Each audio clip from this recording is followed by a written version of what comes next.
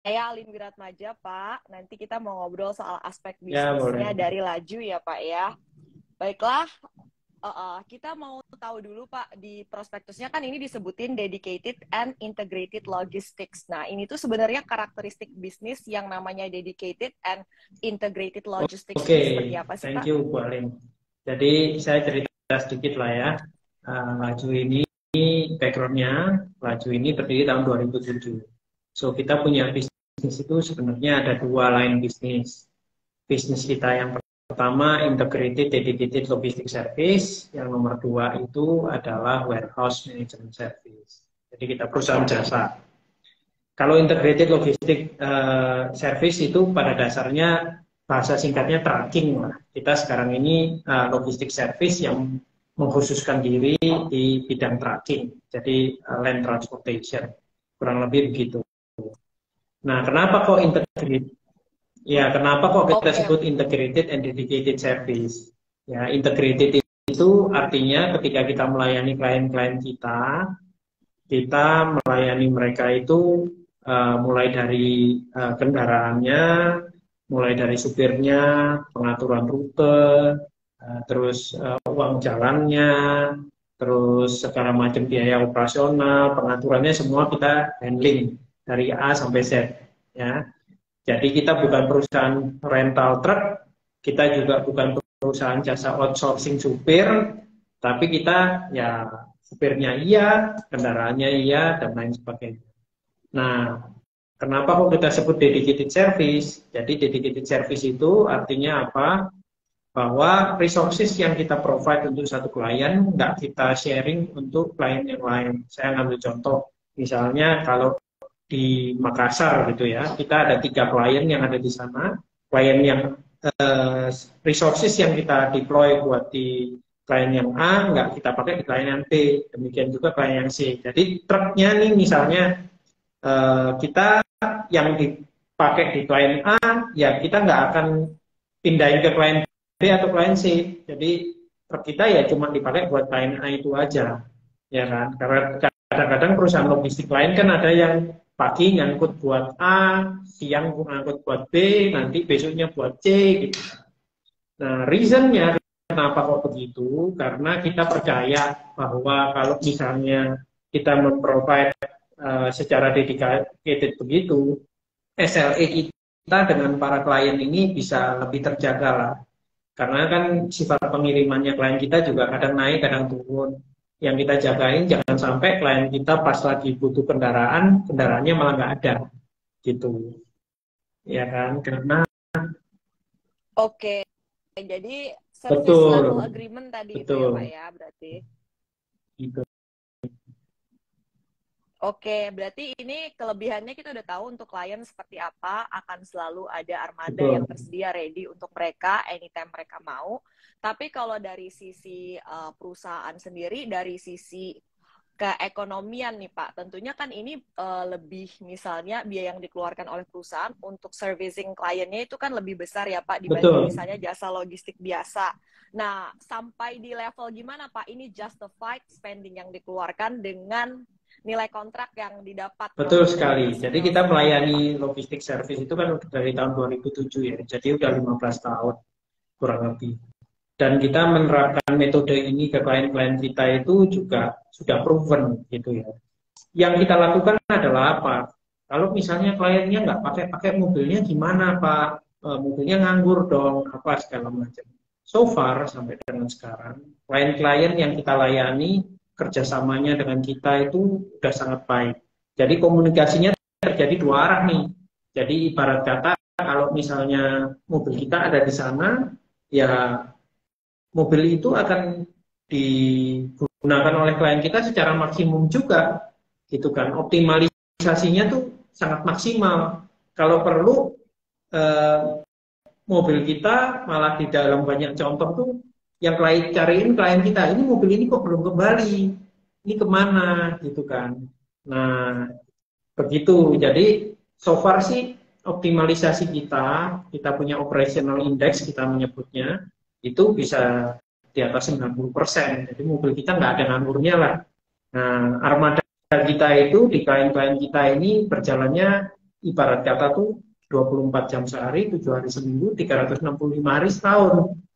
Jadi benar-benar diutilisasi secara maksimal. Gimana caranya? Kita banyak diskusi, kita banyak sharing sama klien kita.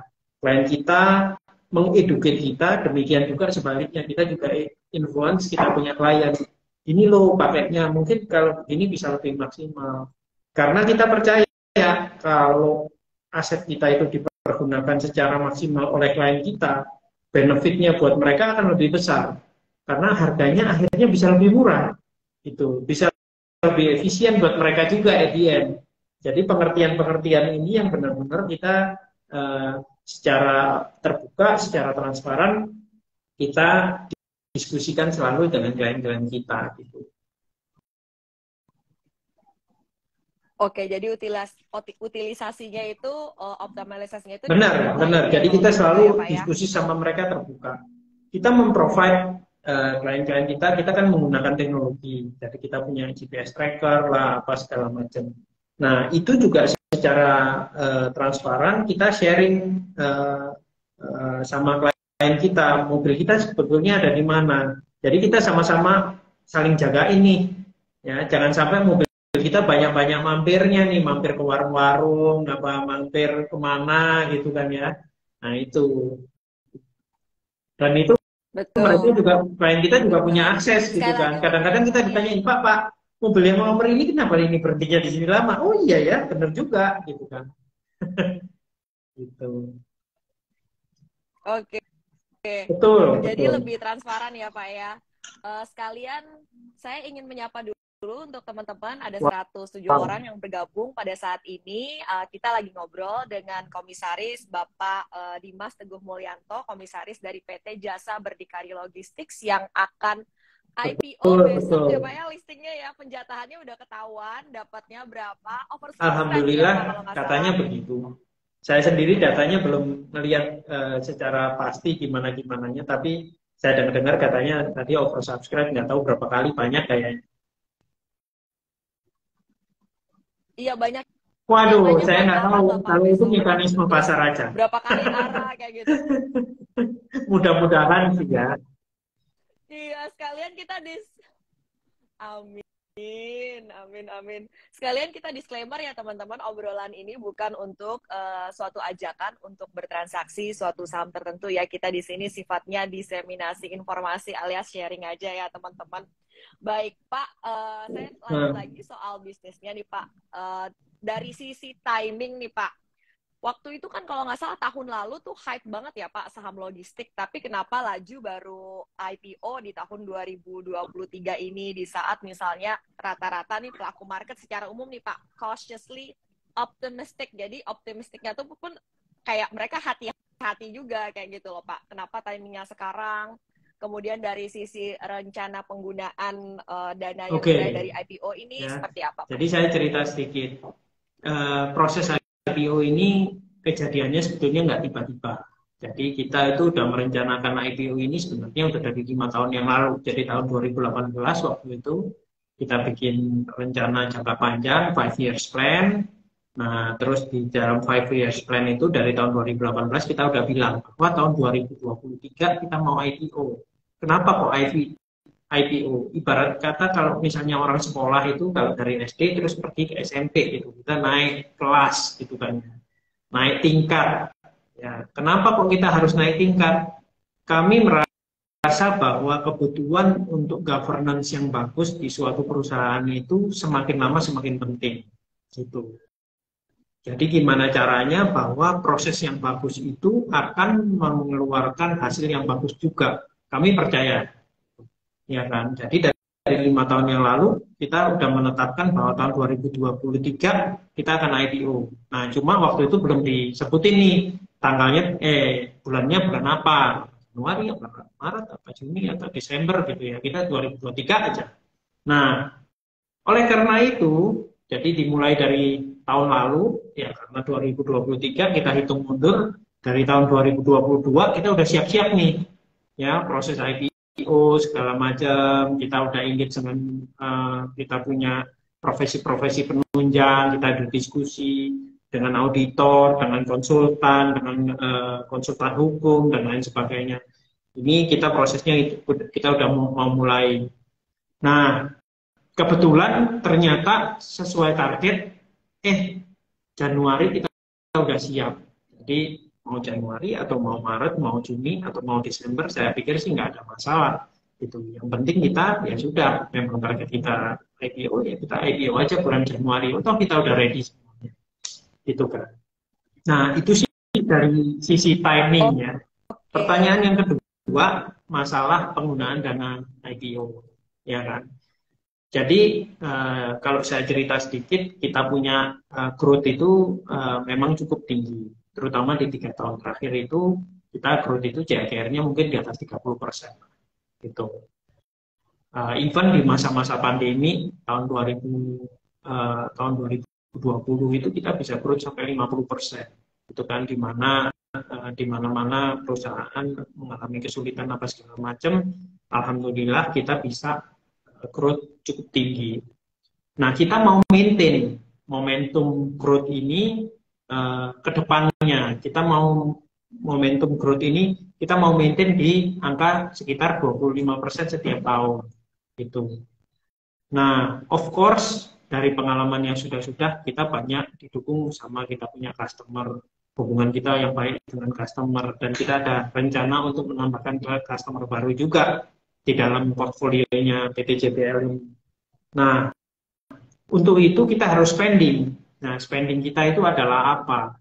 Penggunaannya yang pertama itu harus efektif dan efisien. Jadi kita mau mengontrol biaya, misalnya biaya maintenance kendaraan kita, karena kendaraan kita sekarang udah ratusan gitu ya. Terakhir kalau saya nggak salah sekitar 450 mobil gitu. Nah, itu kita mesti maintain biaya yang harus kita kontrol apa? Biaya maintenance. Oleh karena itu kita beli tanah dan bangunan yang akan kita fungsikan sebagai pusat pemeliharaan kendaraan. Itu satu. Yang nomor dua, karena perusahaan kita semakin besar, kita memerlukan kantor yang lebih besar nih buat menampung orang-orang dan governance yang ada. Oleh karena itu kita membeli kantor di Alam Sutera yang akhirnya nanti akan menaungi divisi seperti HRD, seperti finance accounting, yang mana sekarang governance-nya juga semakin kompleks. Ya kan? Nah, yang ketiga, kita berencana membeli additional armada, gitu kan. Jadi kita ekspansi, kita menambah armada. Nah, ini kita siapkan untuk growth klien-klien kita selama 2023. Di samping itu juga kita mengantisipasi untuk kebutuhan jika ada customer baru yang nanti akan masuk yang sudah kita rencanakan juga. Terakhir, paling penting ya kita pergunakan itu untuk bekerja. Oke, jadi 76% untuk modal kerja, 24% untuk capex, kira-kira seperti itu.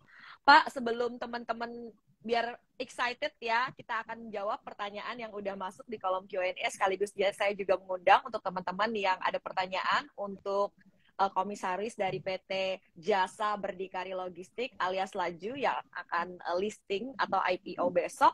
Silakan tulis di kolom Q&A ya, biar nggak bosan selang-seling nih, jangan pertanyaan saya terus. Baik, ini udah ada pertanyaan dari Bapak Titus Subroto. Bagus sekali, saya kira pertanyaannya.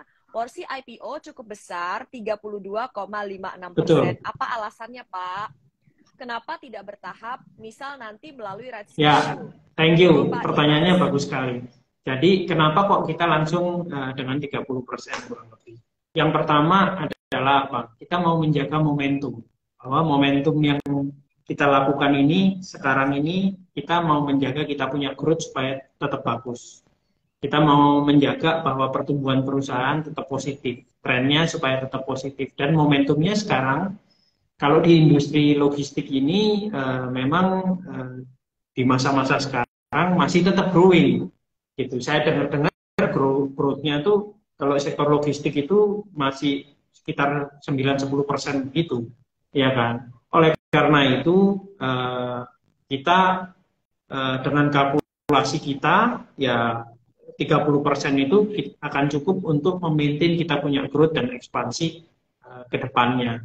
Kalau soal right issue, ya nanti itu kita pikirkan, kalau nggak salah aturannya sih setelah 1 tahun kita baru bisa right issue. Itu pun jika kita punya kebutuhan lain. Jadi belum tentu kita nanti juga right issue gitu ya.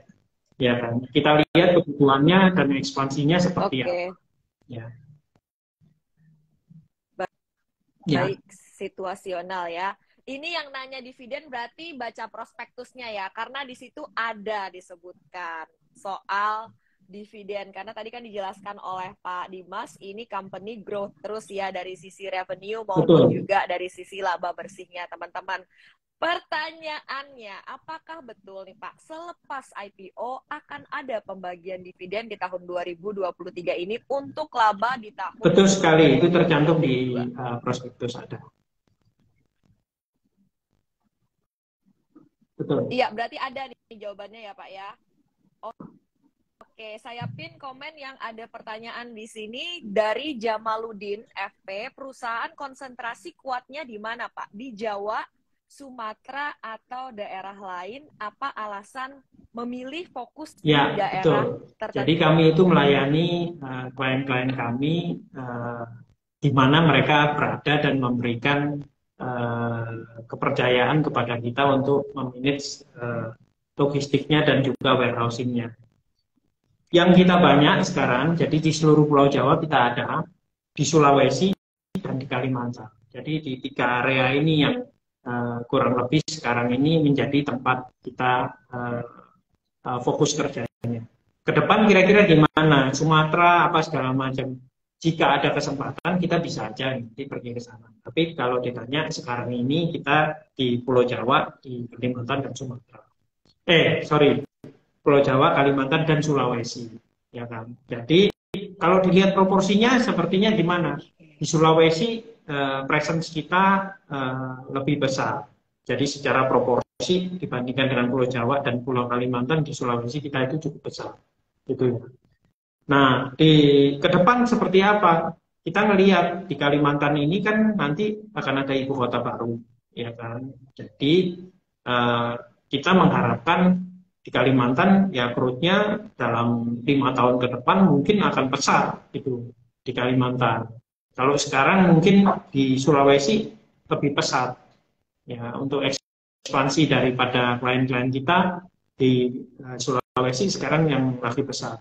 Tapi kita melihat bahwa nantinya mungkin di Kalimantan akan lebih pesat daripada di daerah yang lain. Itu sih. Oke, kebetulan Bapak sudah sebut.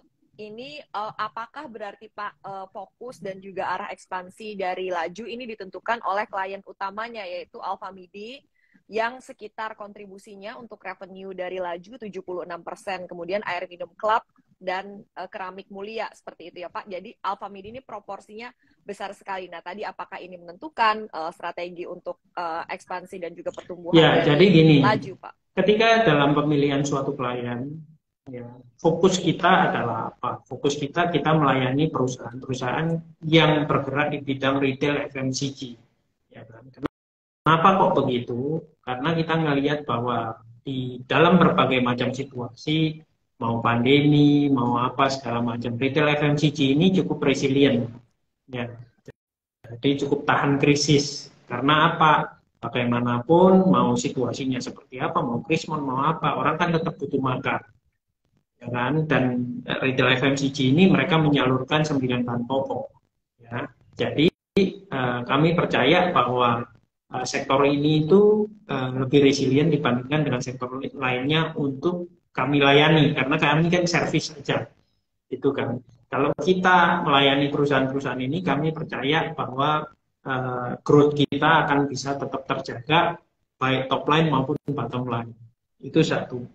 Yang kedua, memang proporsi dari saat ini kita Alfamidi atau Midi Utama Indonesia, kami dipercaya, kami berterima kasih sekali bahwa selama ini kerjasamanya sudah sangat baik dan growth mereka juga tinggi. Yang mana ya kami mengikuti dan berusaha untuk selalu melayani mereka sebaik-baiknya. Akan tetapi yang 24% porsinya, selain dari yang 76% tadi, itu juga kami kembangkan terus, ya kan. Dan semoga ke depannya yang 24% ini bisa mengejar secara proporsional terhadap kita. Jadi semua sama-sama growth. Existing customer, harapan kita growth, yang customer baru juga kita harapan kita akan growth. Nanti yang calon customer baru, harapan kita juga akan growth supaya growth-nya nanti sama-sama bagus. Baik, Pak, untuk calon customer baru tadi udah beberapa kali Bapak sebutkan, apakah boleh di-spill nih, Pak? Untuk Value sementara atau saya belum brandnya? bisa. Kami cuma mau bilang aja bahwa at this point ada 2 customer baru yang final negotiation lah istilahnya. Akan tetapi karena agreement-nya belum finalized, jadi saya belum bisa. Nanti kalau kita udah ada sign agreement atau apa segala macam, pasti kita akan bikin press release.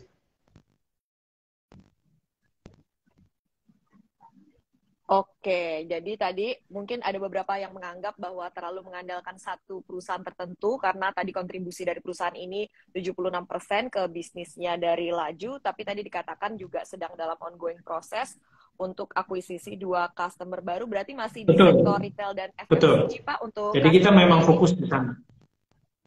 Oke. Oh, oke. Pak, ini ada pertanyaan follow up dari pertanyaan tadi follower ya Pak ya. Untuk revenue-nya apakah memang Pada Sulawesi saat nih Pak ini yang paling proporsi bagus? revenue dari Sulawesi memang paling besar. Oke. Udah dijawab ya Mas Jamaludin. Ini ada yang komen juga Pak, saya domisili Sulawesi Selatan, Alfamidi tiap 1-3 kilometer nih logistik tiap pagi drop barang. Bahkan dekat Ramadan barangnya luber hingga halaman parkiran katanya. Oke, terima kasih Pak Fadli Malik untuk tambahan informasinya ya.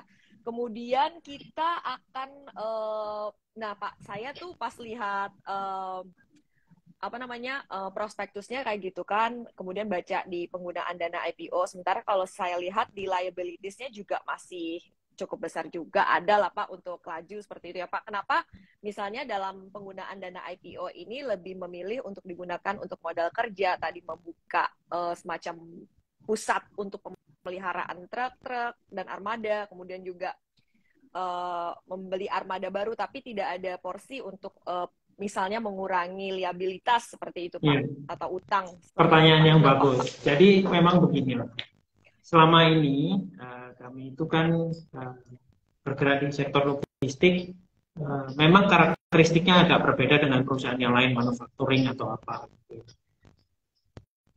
Ketika kami melakukan ekspansi, pastinya kami akan membeli truk baru.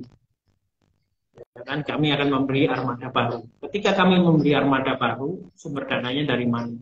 Sebagian kami menggunakan sumber daya dari kapital kami sendiri, hasil dari keuntungan, dan sebagian lagi kami bekerja sama dengan perusahaan-perusahaan pembiayaan. Nah, oleh karena itu ketika kami melakukan ekspansi, of course kami punya hutang pasti akan naik. At the same time asetnya juga naik dan revenue-nya pasti naik.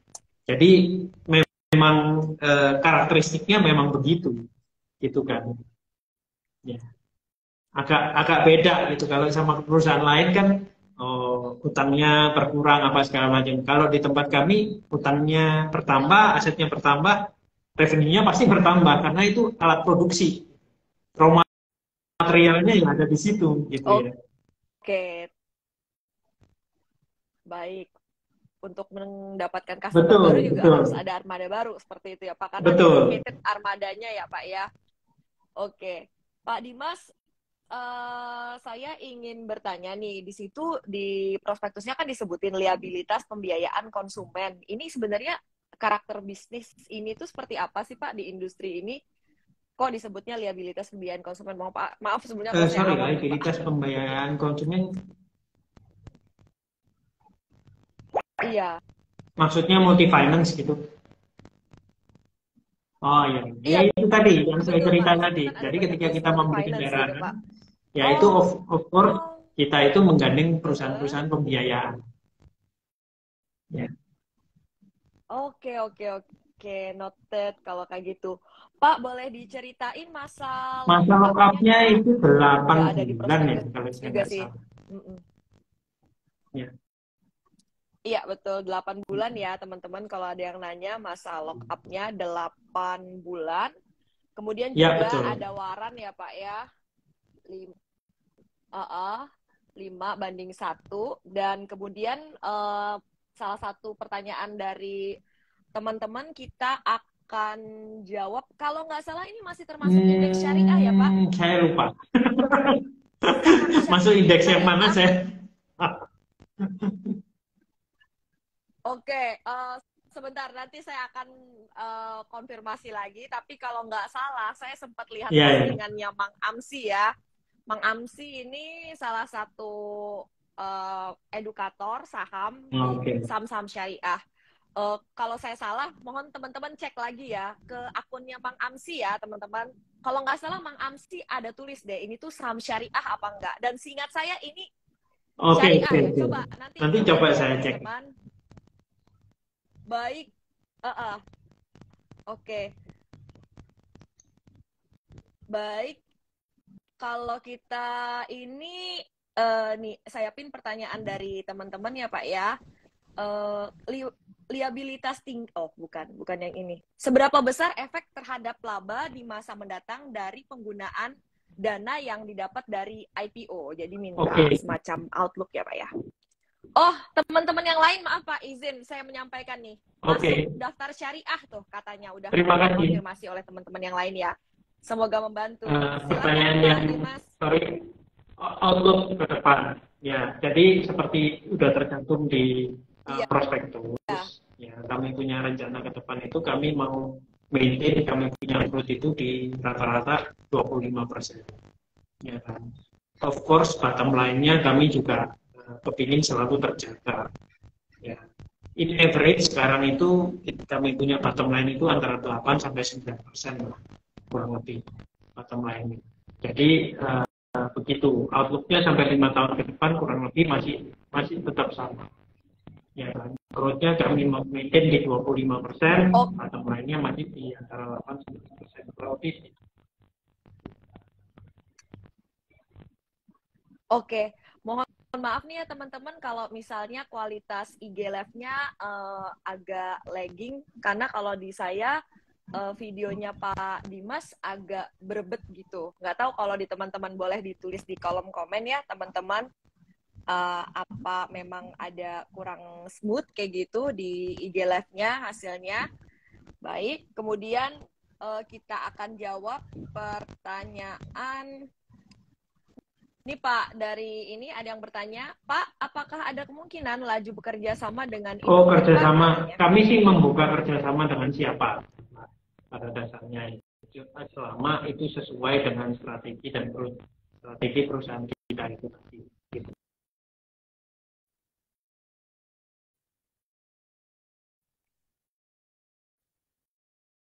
Oke, intinya sih selalu membuka kerjasama ya. Putus-putus ya teman-teman, mohon maaf. Saya matiin kolom komennya ya teman-teman, siapa tahu agak berat, jadi saya matiin dulu kolom komennya, siapa tahu abis ini lebih lancar. Pertanyaannya kita bahas atau komennya tulis aja di kolom Q&A ya teman-teman, nanti saya akan munculin ya, kayak gitu ya.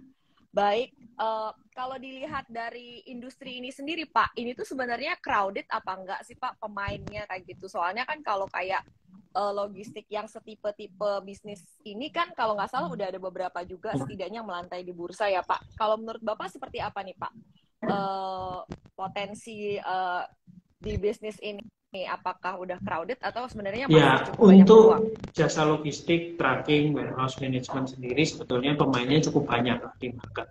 Dan beberapa juga udah ada yang ada di bursa. Gitu kan. Akan tetapi setiap perusahaan itu pasti punya karakteristik strength masing-masing gitu. Nah, yang kita pertajam adalah apa? Bahwa dengan cara kita keunggulan-keunggulan kita dengan cara kita memanage klien harusnya kami sangat optimistis bahwa kami bisa berkiprah lah di bisnis logistik ini lebih jauh. Oke. Pak, kalau dilihat dari risiko dan potensi dari bisnis yang digeluti oleh Laju ini apa Pak? Banyak yang bilang ini tuh anti resesi katanya bisnis seperti ini. Tapi kalau dari risikonya apa nih Pak? Mungkin biar kita juga bisa paham gitu. Ya, mungkin kalau ada orang yang komen anti resesi atau apa ya, mungkin itu komen dari masing-masing orang aja. Akan tetapi yang bisa saya garis bawahi adalah apa? Bahwa yang pertama adalah klien-klien kita itu adalah klien-klien retail FMCG, mana itu juga industrinya sudah proven, gitu ya, bahwa mereka punya growth juga selalu terjaga. Satu. Yang kedua, the way we manage our client. Kalau di dalam visi misi kita itu pilarnya ada 3. Nomor 1 bahwa kita itu akan selalu mengutamakan kepuasan pelanggan. Jadi saya udah jelasin banyak kali lebar tadi. Yang kedua, kita fokus melayani klien kita itu dengan tenaga-tenaga ahli yang berpengalaman. Kalau misalnya dilihat jajaran manajemen kita, Pak James Budiarto itu sudah berkiprah di industri logistik ini sudah berpuluh-puluh tahun gitu kan, menghandle klien-klien, dan kita juga udah dipercaya oleh klien kita juga udah rata-rata sudah lama. Terus yang lain juga jajaran direksi, Pak Komisaris Utama kita itu juga backgroundnya dari retail FMCG juga. Beliau lama di Salim Group di Nigeria untuk memproduksi Indomie di sana. Ya. Terus Pak Immanuel Soyono itu yang jadi komisaris independen kita itu juga sangat expert di bidang pengembangan sumber daya manusia. Yang ketiga pilar kita adalah apa? Penggunaan teknologi. Jadi penggunaan teknologi di tempat kita itu sangat penting. Karena apa? Dengan penggunaan teknologi ini semuanya jadi transparan. Karena semuanya juga jadi kelihatan. Klien kita bisa dengan aktif engage dengan kita juga engage dengan klien kita itu juga menjadi enak gitu kan. Jadi ketika terjadi misalnya ada isu di lapangan atau ada perkembangan baru di lapangan, debatnya itu nggak debat kusir. Everything based on data. Everything very transparent. Yang mana kita bisa lihat, dan kita bisa lihat, kita sama-sama ingin maju gitu. Jadi kami sangat optimistis dengan kelebihan-kelebihan kami itu, kami bisa berkembang lebih lanjut di industri logistik. Iya, optimistis ya Pak. Pak, saya lagi nanya ke teman-teman, apa perlu saya close dulu live-nya, terus kita naik lagi, karena kayak kurang lancar gitu Pak, makanya juga yang nontonnya juga turun. Tadi kan kalau nggak salah kita stabil di 100 ya Pak, sekarang di 73. Teman-teman, apa perlu saya turun dulu IG live-nya? Nanti saya akan lanjut lagi, boleh tulis di kolom komen ya. Atau maksudnya masih bisa dinikmati nggak ini kualitas videonya? Di tempat saya sih kedengarannya sih lancar di sana. Ya, saya nggak tahu, mungkin di daerah sini kali connection gitu ya. Atau saya log out dulu nanti masuk lagi? Oke, sebentar saya nanya dulu ke teman-teman. Perlu nggak teman-teman? Oke, kita tutup terus naik lagi atau gimana nih teman-teman? Maaf ya Pak, voting dulu sebentar. Udah lancar katanya, udah lancar ya berarti. Oke, baiklah kalau gitu kita lanjutkan pertanyaannya. Pak, kalau ada yang nanya ini, apakah Bapak berkenan menjawab atau ini dalam yurisdiksi Bapak atau ini di underwriter nih yang bisa menjawab Pak? Kenapa harga IPO Laju 100? Kenapa harga IPO 100? Mungkin di underwriter kali. Iya, di underwriter ya teman-teman. Kita bisa tanya terkait dengan bisnisnya nih. Oke, baik. Kalau kayak gitu, kita akan tanya yang lain lagi. Saya cukup punya banyak pertanyaan sih di sini, Pak. Dalam salah satu hal yang ditulis di prospektus itu adalah transformasi digital yang yang akan dilakukan, Pak. Jadi kan saat ini sudah memanfaatkan teknologi digital, Pak. Salah satu rencananya dari dana IPO ini adalah juga untuk transformasi digital nih. Seperti apa Pak yang Jadi proses yang sudah kita alami selama ini beberapa tahun terakhir itu kami mengembangkan Transportation Management System. Di mana di dalam Transportation Management System itu tersedia data nggak cuma GPS, akan tetapi segala macam data tentang pergerakan armada kita di situ bisa di-track. Saya ngambil contoh gini lah. Barang yang kita antar itu nggak cuma barang-barang dry, tapi juga barang-barang fresh, yang mana suhunya harus tetap terjaga. Ya. Kalau suhunya harus tetap terjaga, kami bisa memonitor dari kantor pusat sini dan dari masing-masing cabang juga bahwa suhunya di satu kendaraan itu berapa nih sepanjang perjalanan. Ketika dia naik sampai berapa di suhu yang tidak dikehendaki, kita bisa langsung kontak supirnya. Kita tanya ada masalah apa, apakah karena mesinnya dimatiin atau apa segala macam. Kami benar-benar bisa monitor. Kami juga bisa lihat pintu mobil itu dibuka dan ditutup berapa kali. Itu kami juga bisa monitor. Nah, outcome-nya dari Transportation Management System itu sendiri, kami bisa benar-benar monitor. Jadi misalnya penggunaan ban itu ongkosnya berapa rupiah per kilometer. Terus penggunaan aki demikian juga. Jadi everything ibarat kata kita mengumpulkan data nih banyak sekali dan itu kita olah dan kita analisis on day to day basis. Basically begitu. Oke, Pak, untuk kontrak dengan klien ini tuh kalau boleh tahu durasinya rata-rata berapa tahun sih, Pak? Baik, jadi kita punya kontrak dengan klien itu rata-rata periodik, ada yang 1 tahun, ada yang 3 tahun, ada yang 5 tahun, gitu. Oke, jadi minimum betul, dan itu gitu ya, ada klien kita juga yang sudah perpanjangan 5 kali, ada yang sudah perpanjangan 7 kali, gitu. Ada yang komentar nih Pak dari Calvin Farel, sangat bagus fasilitas yang diberikan Laju. Semoga semakin banyak klien yang memakai jasa Laju dan bekerja sama. Wah, ini kayak testimoni dari klien nih ya. Mungkin perusahaannya menggunakan jasa dari Laju, jadi tahu ya. Thank you komentarnya. Baik, Ijal komentar siap melaju katanya Pak. Jangan lupa beli sahamnya. Iya tuh, dapat pesan dari Pak Dimas ya. Pak, boleh saya tanya nah ini Jamaludin mantap nih ya, kayaknya pertanyaannya bagus-bagus dan sangat aktif. Jamaludin nanya lagi nih Pak, apakah, saya pin ya Pak ya, apakah bisnis juga melayani logistik seperti Shopee, Tokopedia, atau sejenis? Setahu saya sih sudah ada ya Pak, Warung Pintar ya Pak, Circlo ya Pak ya. Apakah jadi ada untuk industri e-commerce kami ini udah mulai masuk gitu ya. Kita masuk ke industri e-commerce melalui apa? Melalui PT Supply Indonesia atau Circlo. Nah, Circlo ini membawahi beberapa perusahaan seperti Warung Pintar salah satunya. Gitu kan. Jadi mereka e-commerce enabler, kurang lebih begitu.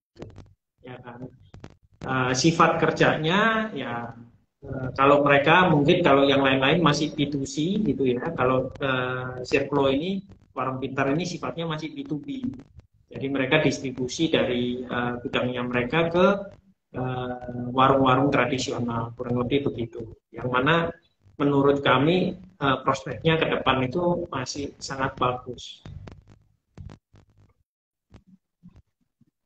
Oke, teman-teman yang mau bertanya sekali lagi boleh langsung di kolom komen atau di kolom Q&A ya. Ini ada pertanyaan dari Aska Rifki, Pak, apakah Laju ada kemungkinan mendiversifikasikan bisnisnya maksudnya ke sektor lain, perhotelan atau rumah sakit? Enggak lah, kami mau fokus. Atau misalnya nih, mungkin yang deket-deket ya Pak, misalnya tapi industrial kayak gitu. Enggak, jadi deket-deket nih, Laju seperti ada di prospektus, kita fokus ke bisnis 2 itu. Jadi nomor 1 adalah kita integrated dedicated logistic service, dan yang satu lagi warehouse management. Ya. Sampai dengan 5 tahun ke depan sih kami merasa nggak ada ambisi untuk ke lain-lain, fokus saja apa yang ada.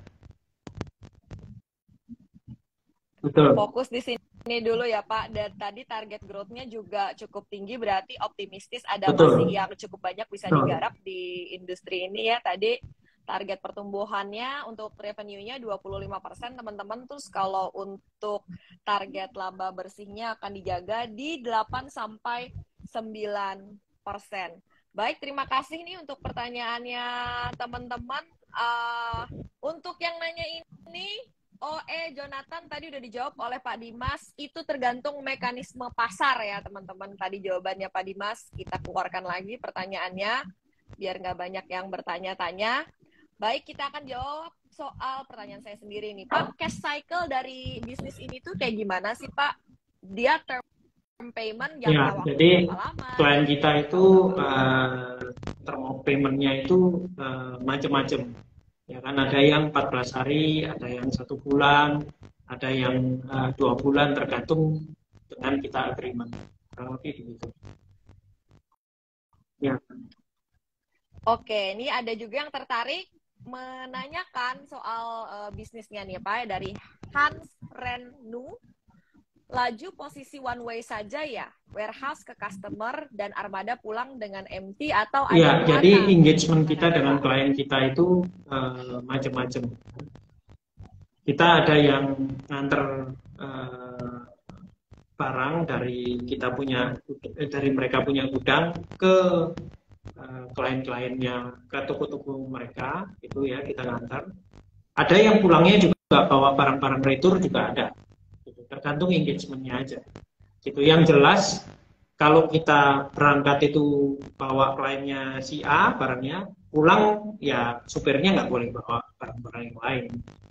Sesuai dengan engagement aja, perintahnya dari klien kurang lebih apa, dan itu kita benar-benar jaga benar. Kalau misalnya ada yang bawa barang prank lah istilahnya, ya pasti kita tindak. Oke, jadi apakah itu empty atau ada isinya tergantung dari kliennya ya, karena dia dedicated gitu armadanya.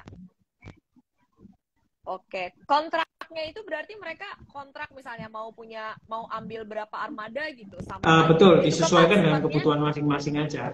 Kadang engagement kita mereka punya distribution center gitu ya, mereka punya gudang.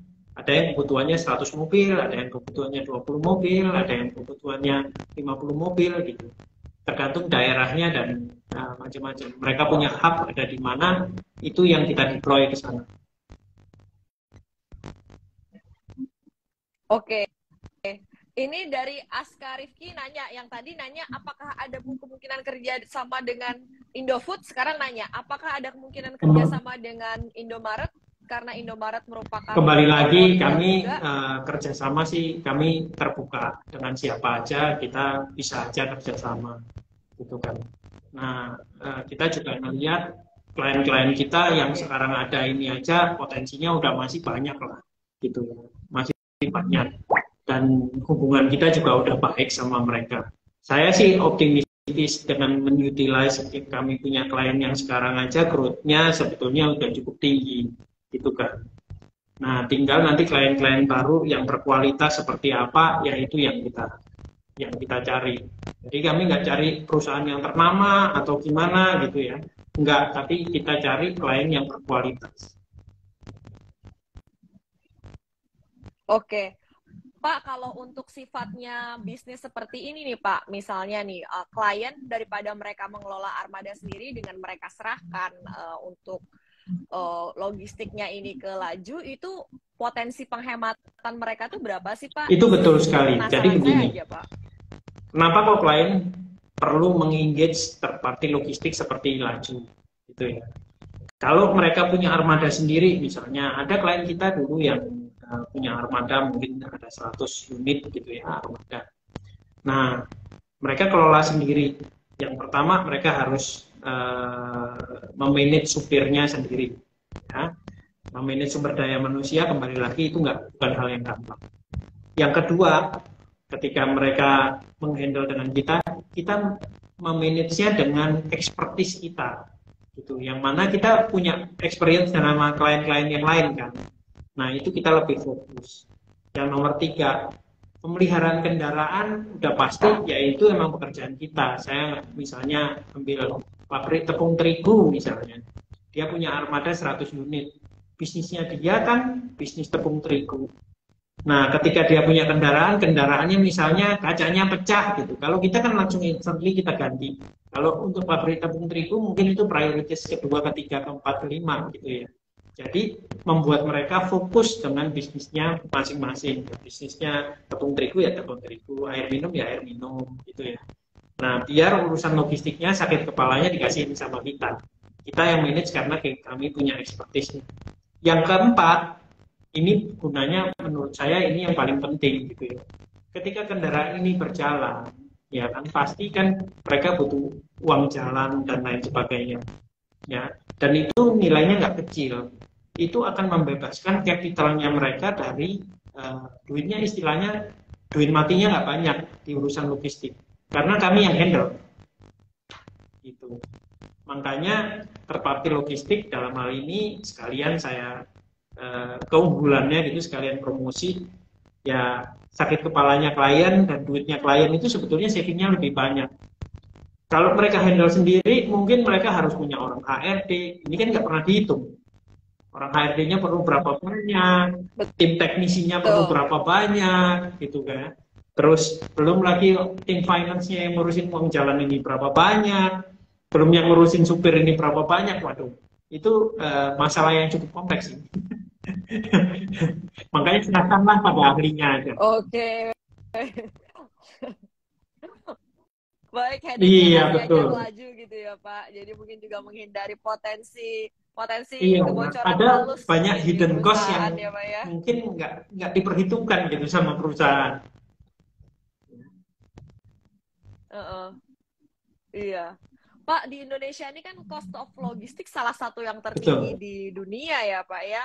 Bapak gimana Pak ngelihat ke depannya kayak Ya, gitu kita ya secara umum ya. secara umum nih Iya. berarti industri nih Pak. Apakah kita akan mengarah bisa ke lebih efisien untuk Iya, cost of logistik logistik di masa ini mendatang? sebenarnya industri yang syarat hubungannya dengan urusan infrastruktur. Kalau kami lihat pemerintah sekarang investasi besar-besaran di urusan infrastruktur, of course semakin lama akan semakin murah, gitu ya. Penggunaan teknologi juga akan mengarah bagaimana caranya supaya lebih efisien, gitu. Tapi dihilangkan sama sekali juga nggak bisa, ya karena sampai sekarang teknologi kayak Star Trek gitu yang dari sini terus tiba-tiba muncul di sana tuh belum ada, gitu. Harus ada yang nganter, gitu kan. Jadi ya kami sih optimistis industrinya masih akan tetap ada sih. Cuma nanti gimana. Terus kita juga ngelihat moda transportasinya. Mungkin kalau sekarang udah mulai ada kendaraan listrik, udah mulai ada autonomous tracking, walaupun itu masih agak jauh gitu ya, masih agak lama. Tapi kami sudah mulai kajian-kajian mengarah ke sana. Kurang lebih gimana sih ini potensinya gimana? Efisiensinya kita bisa berapa gitu ya. Mungkin investasinya agak sedikit lebih mahal tapi long term-nya mungkin akan lebih bagus. Yang kayak begitu-begitu sih selalu jadi pertimbangan kita sih. Oke. Pak, ini ada pertanyaan dari Suryamin Halim. Apakah selama perjalanan delivery itu dari warehouse ke toko barangnya diasuransiin, Pak, untuk menghindari risiko dibajak? Ya, pasti semuanya asuransi. Truknya diasuransi, drivernya diasuransi, barangnya pun diasuransi. Nah, itu ya teman-teman. Monggo kalau teman-teman ada Tapi pertanyaan lagi saya terkait mungkin mau bisnisnya, minta terkait tolong keuangannya truk saya lagi. jangan dibajak ya.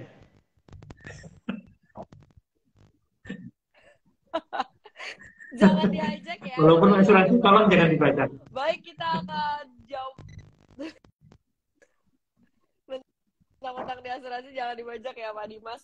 Pak, tadi kan Bapak katakan berulang-ulang menjaga growth momentum kayak gitu. Sementara 2023 ini berbagai institusi ini meramalkan terjadi perlambatan ekonomi. Kalau untuk Indonesia resesi sih enggak, tapi perlambatan ekonomi. Nah, gimana mensiasatinya? Sementara laju tadi menargetinnya di atas industri loh Pak, bahkan 2 kali lipat lebih di atas industri. Very good question. Untuk growth Jadi ya. kita tuh beginilah. Bagaimanapun laju ini perusahaan jasa. Perusahaan jasa tergantung yang memberi jasa. Kenapa kok kita fokus sama perusahaan retail FMCG? Karena kami percaya mau krisis, mau pandemi, mau apa, orang tetap butuh makan, orang tetap butuh sembako. Ya kan, mau tahun politik, mau presiden nggak ganti, mau DPR ganti, nggak ganti, semua orang tetap butuh makan. Semua pasti butuh sembako. Yang mana itu adalah kebutuhan sehari-hari yang kami antar. Jadi makanya kita sih very optimistic, kita mau jaga growth-nya laju ini ke depan. Oke. Oke, Bapak udah sebutin, saya jadi pengen nanya, Pak. Tahun politik nih biasanya buat bisnis perlogistikan Uh, seperti apa sih, Pak? iya, Secara kalau historik. pengalaman dari tahun 2019 sih growth kita bagus, Bu.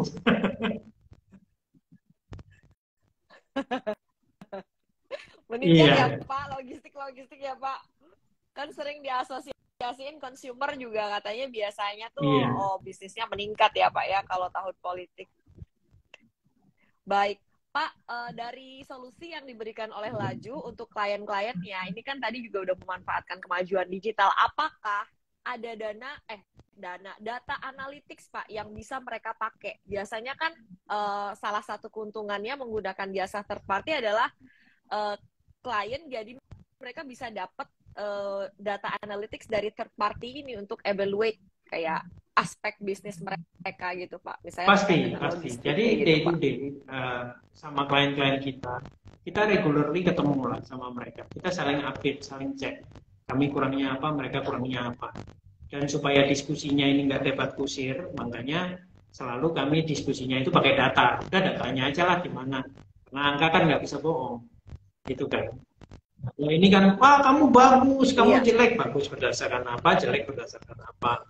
Kan gitu ya kan. Sekarang KPI-nya apa? Kita sepakat dulu sama-sama, kita duduk sama-sama, terus kita diskusi berdasarkan data-data yang ada. Dan itu kami lakukan sangat-sangat transparan dengan klien-klien kita. Oleh karena itu ya, alhamdulillah sampai sekarang klien kita sih, so far sih masih memberikan kepercayaan dan hubungan kita sangat-sangat baik karena itu. Saling belajar aja sama klien. Oke. Kita masih punya 4 menit lagi. Ada yang komentar nih dari Tulungagung 7 Naga. Oh, udah pesen Wah, kayaknya nih. terima Sudah kasih dapat sudah manggil. jatah ya. Dapatnya sahamnya Padahal segini saya nggak aja tahu ya, itu. Pak?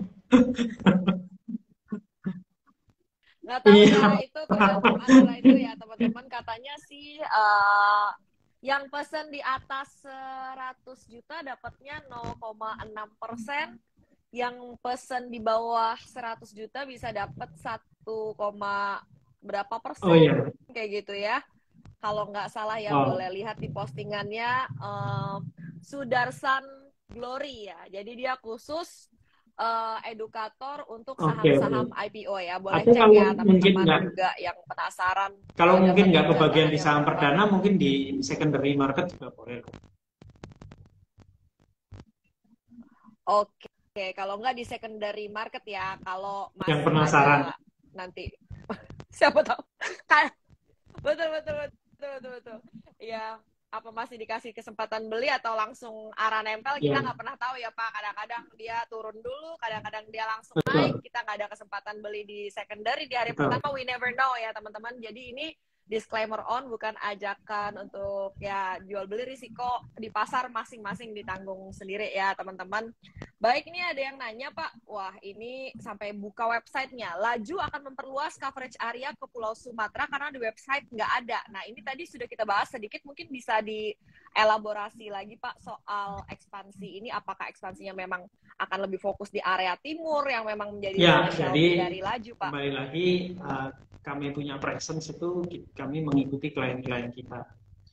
At this point memang di Pulau Jawa, Kalimantan, dan Sulawesi yang kami punya presence. Akan tetapi ke depan kalau opportunity-nya ada dan kliennya itu memberikan kepercayaan kepada kami, ya of course kami bisa aja ekspansi ke Pulau Sumatera atau pulau yang lain. Oke, jadi melihat dari demand-nya dulu ya. Jadi kemana laju melangkah itu tergantung demand-nya dari klien kemana kayak gitu ya, Pak. Sejauh ini Papua nggak ada yang ini Pak, atau gimana Pak kalau Papua ini, apa terlalu menantang dari segi bisnis atau memang belum ada aja Kebetulan belum ada dari klien Pak? ya kan. Tapi jika diminta oleh klien kita ya kita sih siap. Oke. Ini ada yang komentar ya, menanggapi tadi pertanyaan dari investor lain. Aska Rifki bilang, Laju banyak yang ikut IPO-nya, jadi dapatnya dikit. Nah, itu katanya kenapa dikit dapatnya ya pas penjatahan. Oke, Untuk Pak Aska Rifki mungkin kalau kebagiannya sedikit kemudian, bisa ikut secondary market. Oke. Ada cukup banyak Pak pertanyaannya. Baik, ini tuh tadi udah dijawab di depan ya teman-teman. Jadi dana IPO ada yang digunakan untuk pembelian armada. Kalau nggak salah 25 unit nih ya Pak ya. Kapan? PO-nya sudah kami rilis, jadi mungkin 1-2 bulan ke depan lah itu barangnya sampai. Karena kan kalau pesan truk itu ya nggak kayak beli mobil passenger biasa, kita pergi ke showroom, barangnya adalah dikirim. Karena itu memerlukan requirement kayak box-nya atau bag-nya itu seperti apa, itu harus ada proses karoserinya juga. Juga ada sertifikasi dari Departemen Perhubungan, itu juga butuh proses gitu. Jadi memang kalau pesan mobil truk itu butuh waktu beberapa lama sih. Dan itu kita udah keluarin PO-nya kalau saya nggak salah sih di bulan Desember kita udah keluarin. Nah, tinggal nanti kami menunggu kedatangannya kendaraan saja. Oke. Pak, kalau bisnis kayak gini mending truknya second atau brand new, Pak? Sebenarnya sih second atau brand new nggak terlalu jadi masalah sih. Akan tetapi yang kami lihat adalah apa? Data dari perusahaan kami ini menunjukkan statistiknya adalah semakin lama umur truknya, otomatis biaya maintenance-nya, biaya pemeliharaannya akan semakin tinggi. Dan di tahun-tahun tertentu ketika dia sudah mencapai umur tertentu, even biaya pemeliharaan ini bisa lebih tinggi daripada cicilan mobil. Jadi pilihannya antara mengeluarkan dana maintenance atau kita nyicil mobil baru aja kan gitu. Oke. Iya. Banyak jajannya ya Pak kalau udah tua. Baik, ada yang nanya mulai kapan IPO-nya Laju Pak? Besok ya udah listing ya teman-teman. Jadi udah listing ya besok. Baik. Ini ada yang komentar lagi nih ya, Aska Rifki katanya saya akan beli Pak di market untuk invest karena fundamental Laju bagus sekali, mantap, semoga sukses IPO Laju. Terima kasih Aska Rifki, barengan kita ngomongnya nih Pak. Baik, ada, wah ini antusiasme luar biasa loh Pak, pertanyaannya masih banyak loh Pak. Iya, ini sebenarnya tadi udah Bapak jawab, tapi mungkin teman-teman ada juga yang baru bergabung ya Pak. Ini kadang-kadang kalau kita IG Live keluar masuk yang ikut. Baik, kita jawab pertanyaan dari Joni PLG. Terima kasih antusiasmenya Kak Joni, bagus-bagus pertanyaannya dari tadi. Perkiraan tahun 2023 growth profit versus 2022 bisa naik berapa persen Pak? Berkenan untuk Oke. Jadi proyeksi kita sih selama 5 tahun ke depan kita berusaha untuk menjaga kami punya growth revenue itu di 25%. Bottom line-nya kami akan jaga antara 8-9% kurang lebih. Oke, terima kasih nih untuk antusiasme teman-teman. Baik nih, mungkin pertanyaan, kalau ada yang mau nanya lagi, cepetan tulis di kolom Q&A sekarang atau di kolom komen. Sebentar lagi waktu kita udah habis, saya takut keburu mati, nanti nggak kesimpan nih live-nya. Oke. Dari Indra Cahyaku bertanya, apakah dulu pernah bekerja sama dengan siapa? Kalau iya, apakah sekarang masih menjalin hubungan kerjasama? Apa pernah Pak dengan PT Jasa Berdikari Logistik belum pernah berhubungan dengan siapa. Ya. Dulu kami punya sister company yang mungkin berhubungan dengan siapa, tapi itu bukan PT Jasa Berdikari Logistik. Oke, sister company ya yang pernah ada ikatan bisnis dengan siapa ya, tapi bukan Jasa Berdikari Logistik. Baik, Pak, pertanyaannya masih ada beberapa di kolom Q&A yang belum dijawab, tapi waktu kita sudah habis. Ini ada dari Viko Arundiana komentar, semoga JBL semakin Terima lanjut kasih. saat IPO nanti. Mungkin Pak Dimas ada kata-kata penutup atau pesan Ya, untuk oke. semua? Saya terima kasih atas kesempatannya memberikan sedikit pencerahan mengenai Laju dan bisnisnya Laju. Harapan saya buat teman-teman semua ketika berinvestasi juga selalu memperhatikan hal-hal yang sifatnya fundamental dari perusahaan. Kami berharap dengan kami masuk menjadi keluarga besar di Bursa Efek Indonesia, pengelolaan perusahaan kami akan semakin baik ke depannya dan bisa memberikan kontribusi yang positif kepada semua stakeholder perusahaan kami. Itu aja, terima kasih. Amin, terima kasih. Jadi teman-teman tadi ya ada pesan dari Pak Dimas untuk memperhatikan fundamentalnya. Kita melakukan dulu PR kita untuk mencari tahu saham yang akan kita investasikan ya. Risiko dari keputusan pengambilan kebijakan teman-teman selama di pasar adalah risiko masing-masing. Sekali lagi terima kasih untuk Bapak Dimas Teguh Mulyanto, komisaris dari PT Jasa Berdikari Logistik alias Laju yang besok akan listing. Ya, terima kasih, Sehat selalu, terima kasih. Pak. Sukses selalu. Makasih, terima kasih sudah berkenan berbagi dan menjawab pertanyaan teman-teman. Ya, terima semua. kasih. Sukses, Terima kasih. Pak, untuk mohon doa growth-nya restu dan juga untuk IPO-nya. Ya. Baik, terima kasih. Amin, amin, amin. Terima kasih, Pak. Bye, teman-teman semua. Makasih, Pak Dimas.